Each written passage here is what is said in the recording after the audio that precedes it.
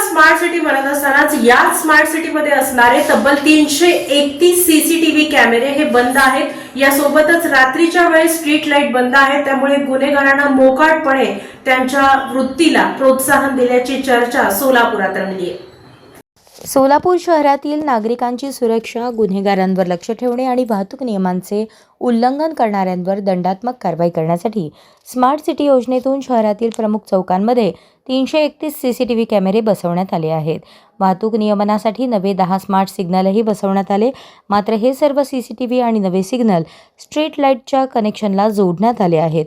महावितरणकडून दिवसा street light बंद केली जात असल्याने सकाळी 7 ते सायंकाळी 6 या वेळेत शहरातील सीसीटीव्ही आणि सिग्नल बंद राहत असल्याची माहिती समोर आली आहे। केंद्र सरकारच्या स्मार्ट सिटी योजनेतून शहरातील धर्मवीर छत्रपती संभाजी महाराज चौक, छत्रपती शिवाजी महाराज चौक, 4 हुतात्मा पुतळा, भारतरत्न डॉक्टर बाबासाहेब आंबेडकर चौक, 7 रस्ता, हरिभाई देवगण प्रशाला अशा महत्त्वाच्या ठिकाणी 331 सीसीटीव्ही कॅमेरे बसवण्यात आले आहेत।